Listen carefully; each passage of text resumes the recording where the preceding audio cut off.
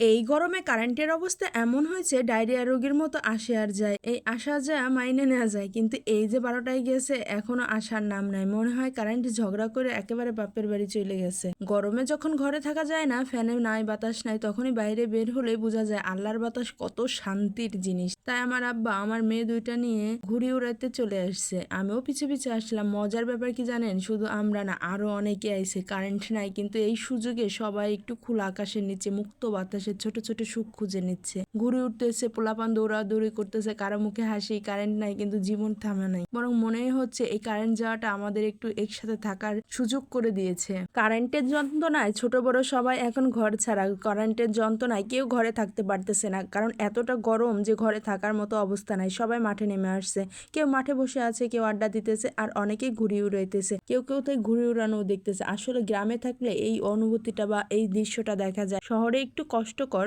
মাঠে বা পার্কে গেলে পাওয়া যায়, কিন্তু সবাই তো আর সবসময় যাইতে পারে না। কিন্তু আমাদের গ্রামের মানুষের জন্য এই প্রকৃতিটি পাওয়া খুবই সহজ, আর আমরা গ্রামের মানুষেরাই বুঝি যে এই সময় কতটা আনন্দ মনে হয়। শহরের মানুষ পাইলে তারা মনে হয়তো তারা স্বর্গের মধ্যে আছে। আকাশটা আজকে কেমন সুন্দর লাগতেছে, একটা দুইটা না, অনেক ঘুরে উঠতেছে, কেউ দৌড়াইতেছে, কেউ হাসতেছে, কেউ চিৎকার দিচ্ছে, এই ধর কাইটে গেছে। আমার মেয়েগুলোর মুখে হাসি দেখলে মনটা ভরে যায়। ওরা তো কারেন্ট নাই, এই কষ্টটাই বুঝে না। ওদের কাছে এটা একটা আনন্দের সময়। ঘুড়ির পেছনে দৌড়ানো, বাতাসে চুলুরা, মাটিতে পড়ে আবার উঠে দাঁড়ানো, এই ছোট ছোট মুহূর্তগুলো ওদের কাছে বড় সুখ। হঠাৎ মনে হইলো কারেন্ট থাকলে কি আমরা এইভাবে একসাথে বের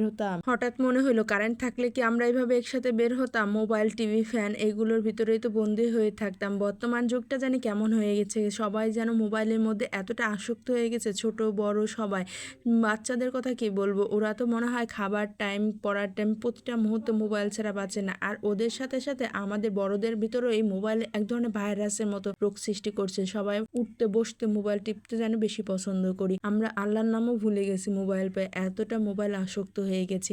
আজ কারেন্ট নাই বলে আমরা একসাথে খোলা আকাশের নিচে প্রকৃতির সাথে মিশে একটু নিঃশ্বাস নিতে পারতেছি। যদি কারেন্ট থাকতো এই সুখটা কখনোই খুঁজতাম না, ঘরের ভিতরে বন্দি থাকতাম মোবাইল হাতে করে। আর এটাই বর্তমান যুগে সবাই করে থাকে। জীবন আসলে এমনই, সবকিছু ঠিকঠাক থাকলে আমরা সুখ খুঁজতে ভুলে যাই, আমরা আল্লাহকে ভুলে যাই। আর একটু সমস্যা হলেই সেই সমস্যার মাঝে লুকানো সুখটা খুঁজে পায়, আল্লাহকে বারবার ডাকি। পশু পাখি, কুকুর বিড়ালও আল্লাহর কিছু নিয়ামত ভোগ করে শুকরিয়া আদায় করে। আমরা মানুষ জাতি এমনটাই বেঈমান যে আল্লাহর নিয়ামত পাও আমরা শুকরিয়া আদায় করি না। এই যে দেখেন কি সুন্দর বাতাস, এটাও যে আল্লাহর কত বড় নিয়ামত, কয়জনে বা আমরা বুঝি বলেন। আমরা তো আল্লাহর কাছে নিয়ামতের শুকরিয়া আদায় করি না, বরং আল্লাহ আমাদের কি দিল না সেটা নিয়ে অনেক অভিযোগ। এই অভিযোগ যদি না করে আমরা নিয়ামতগুলো শুকরিয়া আদায় করতাম, হয়তো বা আল্লাহর ভান্ডার থেকে আরো আমরা বরকতময় অনেক কিছু পাইতাম। এর থেকে আমরা বঞ্চিত হয়ে গেছি এই মোবাইলের কারণে। কারণ মোবাইল এতটা আমাদের আসক্ত করছে, নামাজের টাইম কখন চলে যাইতেছে, কিভাবে যাইতেছে সেটাও আমরা বুঝতেছি না। কবে যে আল্লাহ আমাদের হিদায়াত দান করবে। আর এই যে দেখেন এই সুন্দর সুন্দর মুহূর্তগুলো কারেন্ট যার জন্যই তো পাইছি না। আসলে কি সবকিছু মাঝে কিছু ভালো কিছু লুকানো থাকে, যদি সেটা খুঁজে নেওয়া যায়।